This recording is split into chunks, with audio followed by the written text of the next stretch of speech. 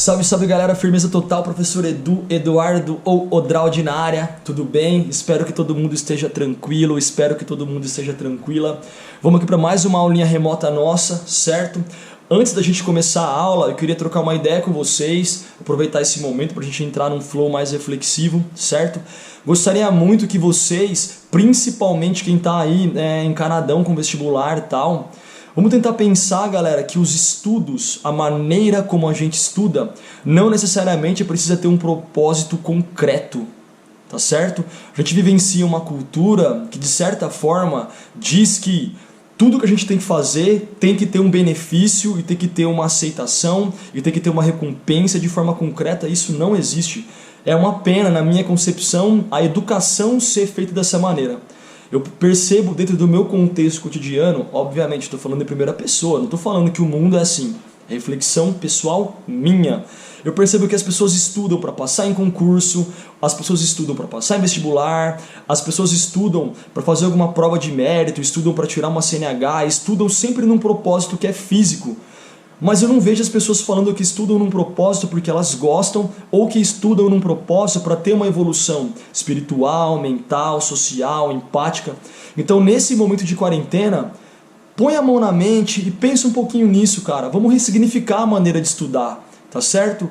Bens materiais, vestibulares, diploma, universidade, emprego, qualquer tipo dessas coisas que são propósitos que a gente usa para estudar. A gente pode perder tudo isso aí, meus manos e manas. A única coisa que a gente não pode perder é o nosso conhecimento.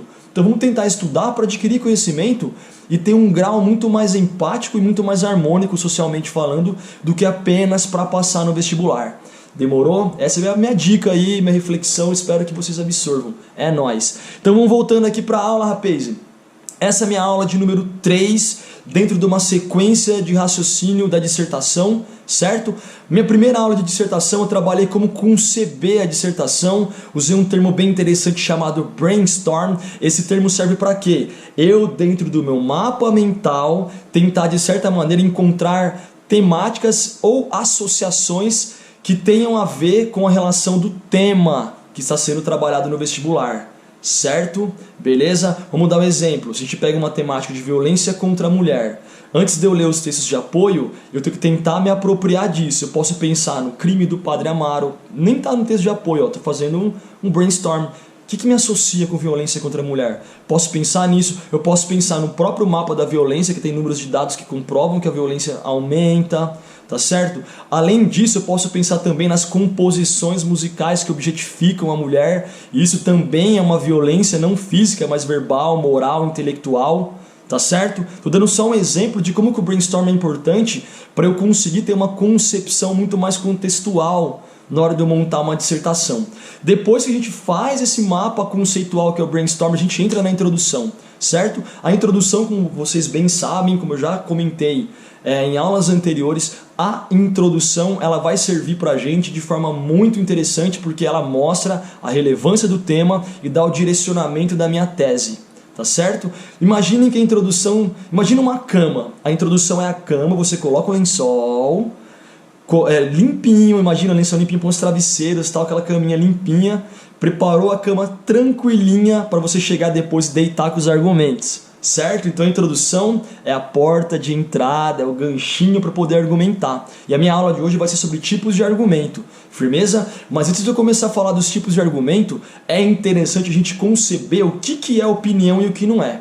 Tá certo? É muito interessante nós pensarmos que opinião é muito diferente de juízo de valor. Tá certo? Juízo de valor são coisas que não têm comprovação.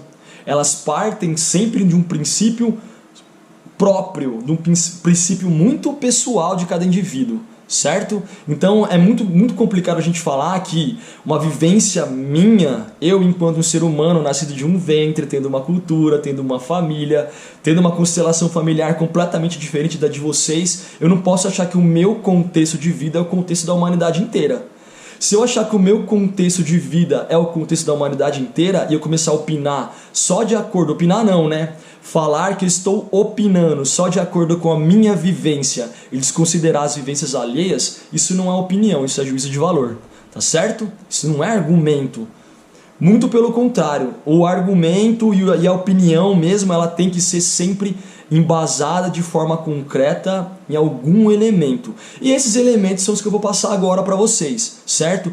Como que a gente vai fazer para desenvolver o nosso texto e ter um tipo de argumentação interessante, beleza? Para que a gente consiga não ficar no juízo de valor, mas sim na argumentação e atingir a nossa meta, que não é só passar no vestibular, mas aprender de certa maneira a opinar de forma concreta, sem julgar a vida alheia, achando que a vida dos outros tem que ser igual à nossa. Demorou?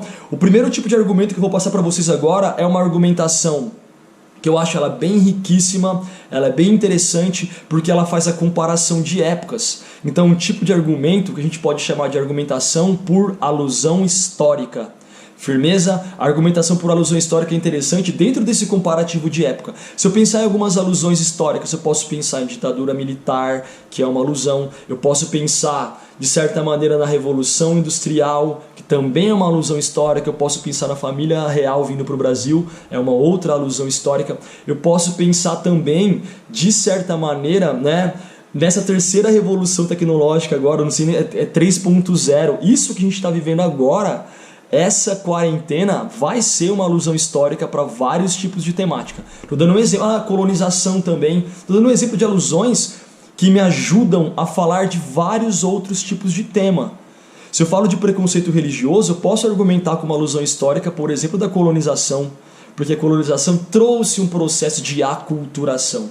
E isso para os vestibulares, especificamente para o Enem, é interessante por quê?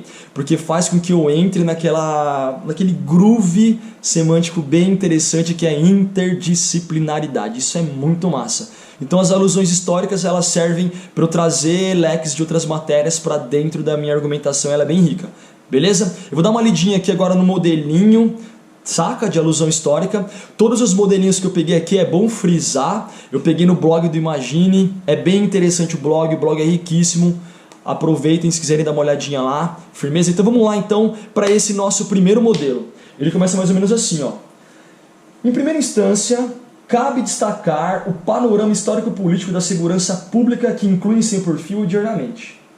Na época do período militar, acentuou-se o esfacelamento de uma sociedade democrática em virtude da doutrina de segurança nacional, uma lógica puramente autoritária de conduta. Os modelos e ações de segurança pública limitavam-se à contenção social, com o uso da força e das armas para a repressão. Contudo, essa ótica é perceptível no comportamento das ações policiais que são enfatizadas pelo terror e violência.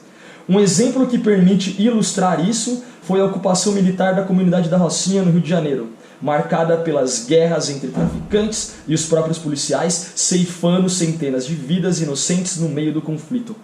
Galera, percebam aí, a alusão histórica que foi utilizada foi para a ditadura, tá certo? Nesse contexto, o autor ele faz um comparativo de que naquela época, eu não estou julgando, mas naquela época o modelo era mais de contenção. Talvez naquela época, eu não sei, eu não vivi naquele contexto. Mas o que dá a entender nessa argumentação que hoje em dia está sendo usado aquele mesmo modelo, isso não tem dado certo. Inclusive é usado na argumentação aí um exemplo, né, que ocorreu na Rocinha. A gente pode pensar também no baile funk, que uma galera foi pisoteada, a maneira truculenta de repente nessa contenção social. É um comparativo, né, dentro de uma linha de alusão histórica. De certa maneira aí foi usada a ditadura. Eu não aconselho vocês a utilizarem isso aí no Enem. O motivo vocês já sabem. Firmeza?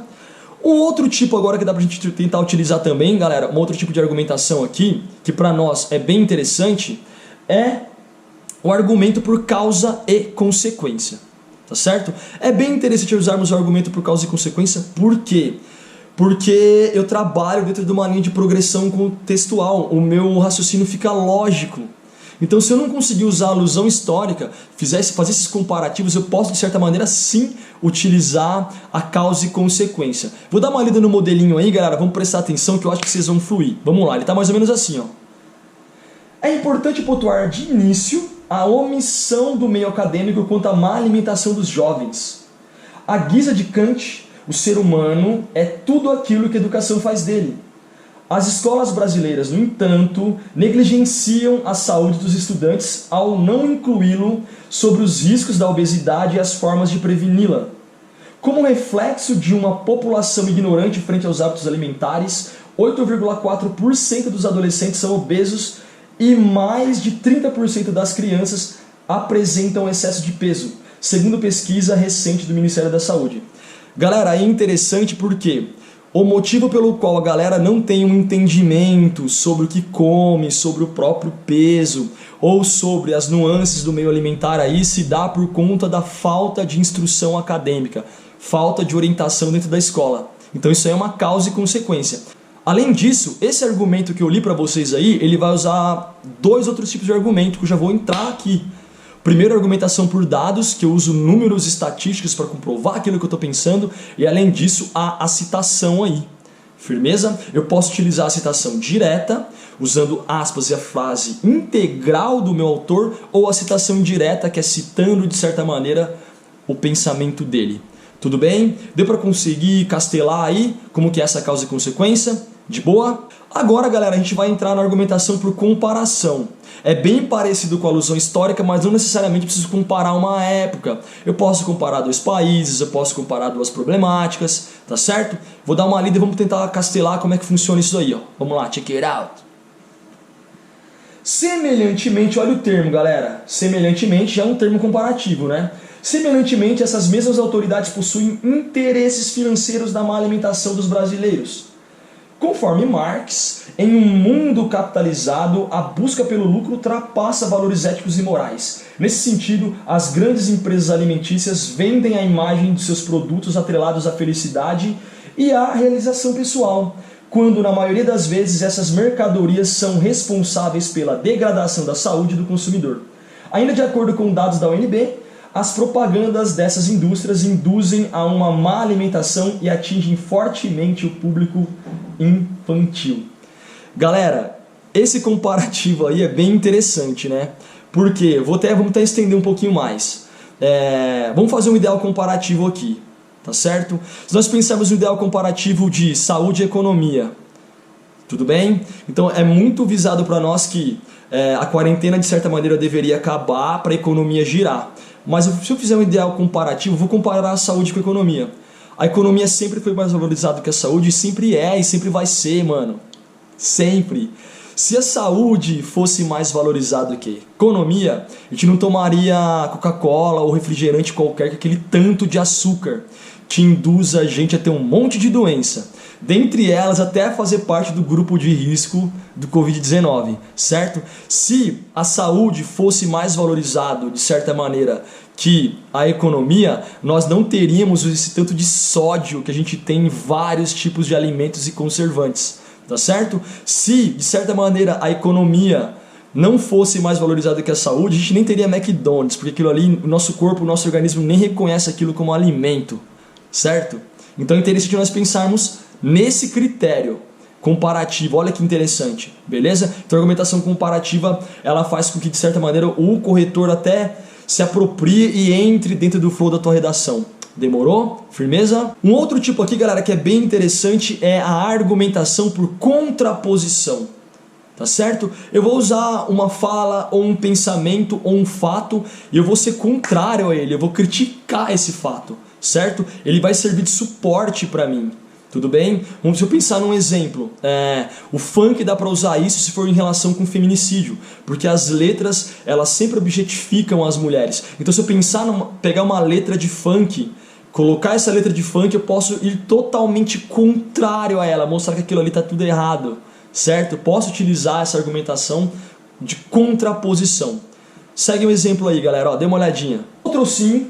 É importante destacar o papel da educação no combate a essa situação, já que, assim como preconizado pelo educador brasileiro Paulo Freire, se a educação não pode transformar uma sociedade, sem ela tampouco a sociedade muda. Tal pensamento evidencia o poder transformador da educação.